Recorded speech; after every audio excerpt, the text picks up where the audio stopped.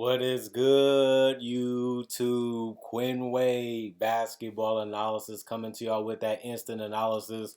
We gonna talk about my Boston Celtics. I'm still a Celtics fan, even though we lost two in a row for the first time all season. It's sad, it hurts, it's painful, but we gonna learn and we gonna grow from it. It's a maturation process. It's a maturity thing. I felt like our offense was way out of whack. We did a lot of isolation, a lot of Grant Williams post ups. We did a lot of things that was uncharacteristic of ourselves defensively and offensively. But it happens. It's a long season.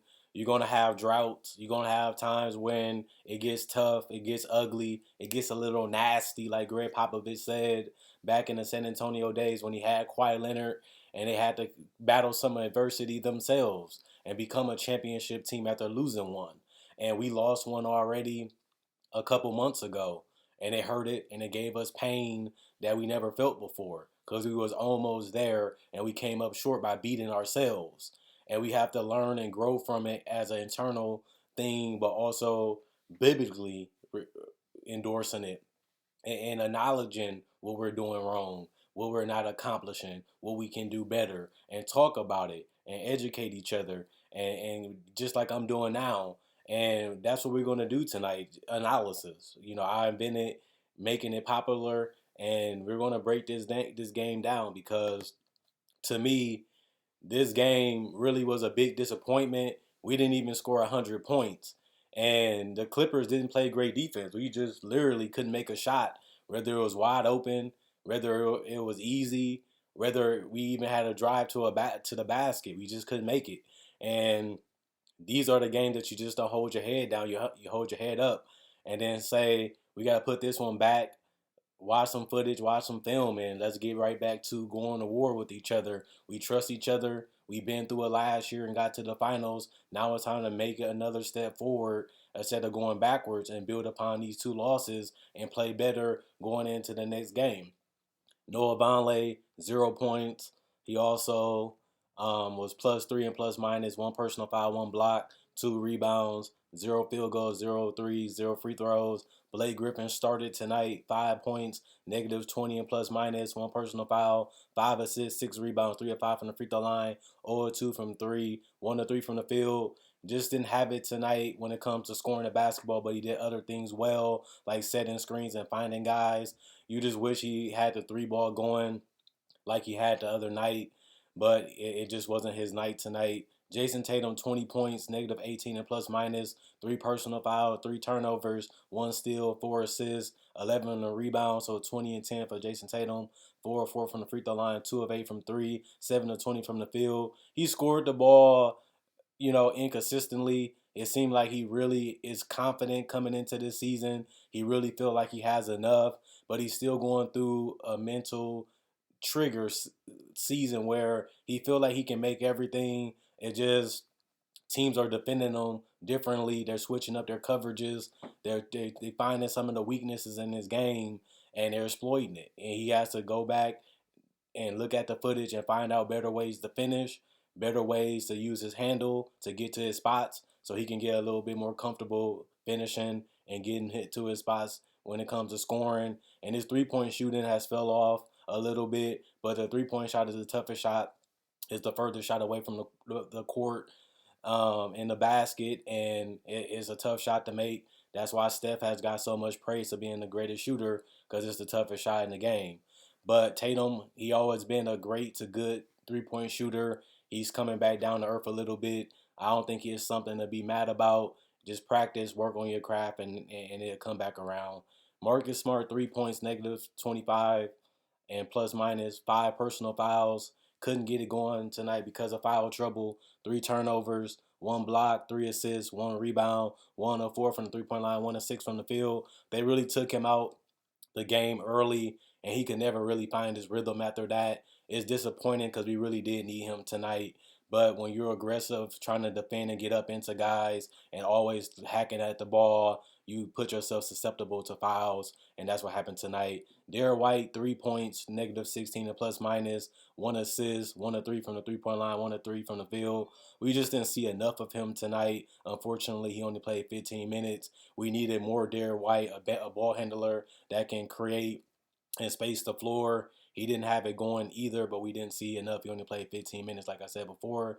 Jaylen Brown, 21 points, -26, and plus minus, 4 personal fouls, 2 turnovers, 2 assists, 2 steals, 4 rebounds, 2 of 6 from the free throw line, 1 of 6 from three, 9 of 15 from the field. He was the one that was feeling it the most again, but he didn't have it going from three. I like what I seen out of him trying to get to the basket. He switches it up enough. I just wish we played similar inside out basketball and use our bigs a lot better. It's been a lot more difficult without Al Horford and Robert Williams in there just because they're screen setters, especially when Blake Griffin can't space the floor in this particular game. Noah Vonleh, 0 points, +3. I already mentioned him. Grant Williams, 14 points, -4, and plus minus, 1 personal foul, 1 turnover, 2 steals, 2 assists, 4 rebounds, 5 of 7 from the free throw line, 1 of 3 from the 3 point line, 4 of 7 from the field.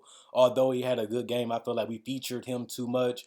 Grant Williams, we didn't need him to do as much as they wanted him to do tonight. I would like to see more Brown and more Tatum. If you feel like we have the best duo in the game, why not use them more? They wasn't in foul trouble outside of Brown. And I feel like if Brown is in foul trouble, use Derek White a lot more. Use a guy like Malcolm Brogdon a lot more, which they ended up doing. And use Peyton Pritchard more.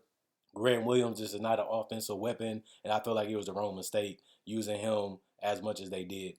Jackson, +1 and plus minus, 1 turnover, 1 block, 1 rebound, 0 free throws from three and from the field and from the free throw line because he didn't attempt any. Sam Hauser, 5 points, +3 and plus minus, 1 assist, 1 rebound, 1 of 6 from the 3 point line, 2 of 7 from the field. He didn't really get the open shots that he normally gets. They was all contested and they had guys near him, so he didn't really get the looks that they needed. They got guys that can cover a lot of space, and they have long, lanky guys. So this wasn't a good matchup where you can utilize Sam Hauser the correct way, setting screens and getting them open shots. He wasn't open all day to me, and I feel like that was a detriment to our game plan. Luke Cornett, 4 points, +7 and plus minus, 1 personal foul, 2 blocks, 1 assist, 2 rebounds, two from the field, 15 minutes total for him. He played a good game defensively and offensively. He don't get the ball that much, and I feel like he contested every shot that was taken. Guy just made them. It happens as part of the game going against the best athletes and players in the world, and you're going against a team with a lot of firepower. Malcolm Brogdon, 18 points, -3 and plus minus, 1 personal foul, 4 turnovers, 1 block, 6 assists, 4 rebounds, 4 of 4 from the free throw line, 2 of 6 from the 3 point line, 6 of 12 from the field. This is a good game from Malcolm Brogdon. I feel like he should have played the amount of minutes that he played, but I feel like they should have played Derek White a lot more too, not cutting into his minutes, but maybe cut into Sam Hauser and Grant Williams' minutes. I think would have made the game a lot more competitive for us and would have gave us a little bit more ball handling, a little bit more playmaking, something that we was missing tonight with Jaylen Brown not being able to play more minutes because of foul trouble. Same with Marcus Smart.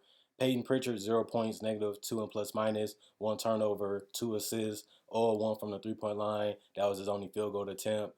43% from the field, 23% from three, 69% from the field, free throw line, 36 rebounds total, 27 assists total, 5 steals total, 6 blocks total, 15 turnovers total, and 17 personal fouls, and 93 measly points. The Boston Celtics got outscored 29-25 in the first quarter, 27-22 in the second quarter, 32-25 in the third quarter, and even 25-21 in the fourth quarter. The Los Angeles Clippers held the Boston Celtics in check the entire game. The Celtics never made a meaningful run this entire game without the Clippers having to answer or having to lead. It became insurmountable. They got off to a great start and they rolled it to victory. Kawhi Leonard, this was the best game for him. He finally showed up and played a game that was effective and efficient. 25 points, +23 and plus minus, 2 personal fouls, 2 turnovers, 1 steal, 6 assists, 9 rebounds. He was 3 of 6 from the free throw line, 2 of 3 from the 3 point line, 10 of 17 from the field. He really took his time and didn't force anything or rush anything. Either he was using his brain to use his ability to get to the free throw line, even though he didn't shoot that well from the free throw line 50%. He just played smart and didn't let nobody speed him up and really didn't let nobody rush him into decisions he didn't want to make. That's why he only had 2 turnovers, and he was really trusting his teammates. A lot of these guys been around him for a long time, so he's used to them and he's used to playing with them. And he rolled his teammates tonight, and they delivered for him. Marcus Morris Sr. 13 points plus 18 and plus minus, 1 personal foul, 2 rebounds, 1 to 2 from the 3 point line, 6 to 8 from the field. Zubac 4 points plus 14 and plus minus, 5 personal fouls.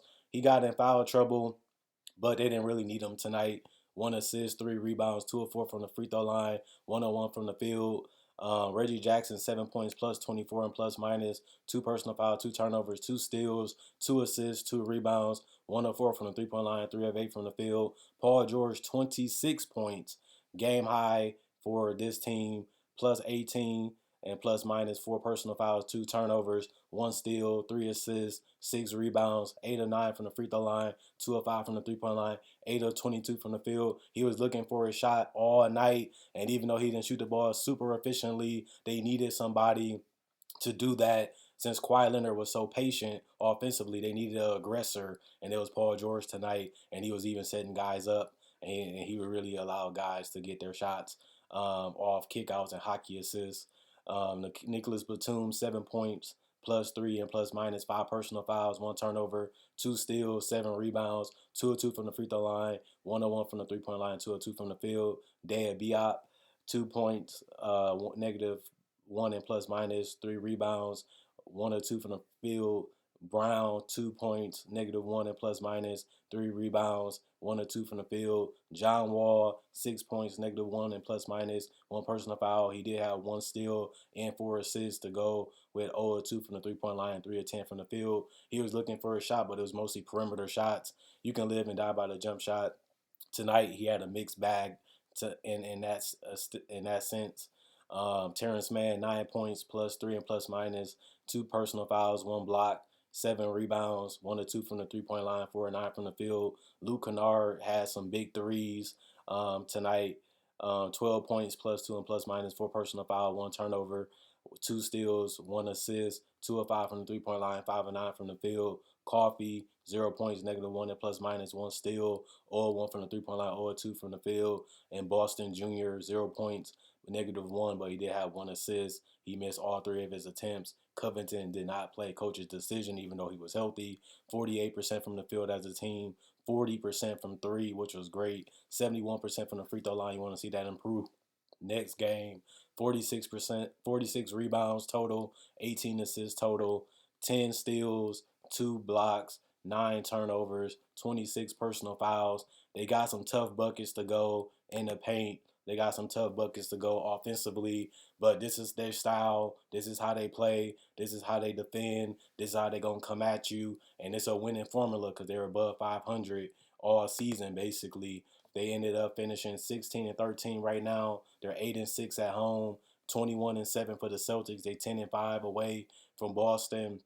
But I'm disappointed in the Celtics, but this game was a game where they was lost, they was confused, and they losing their identity of what made them special. Ball movement, relying on Jason Tatum and Jaylen Brown and Derek White and these guys to make decisions alongside Malcolm Brogdon and Marcus Smart to penetrate, kick out, find guys, get to the basket, get out in transition, have fun, play a little loose, and don't get comfortable offensively or defensively. That's what made us the Celtics this year. That's what made us great, and that's what made us play beautiful, unstoppable basketball. We need to get back to finding our groove and our stroke this season. We know what we love to do. We know how we want to play. Let's not switch it up now when it's been working.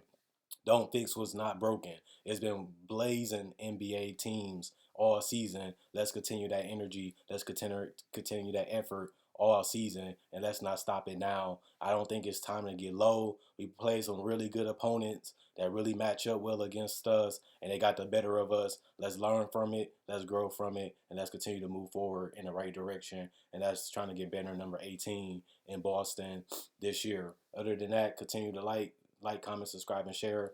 Quinn Basketball Analysis signing out. Check out my socials. Click my channel, and you can see the social media: Facebook, Instagram, Twitter. Follow me on that if you want to check me out outside of YouTube. Other than that, see you guys later.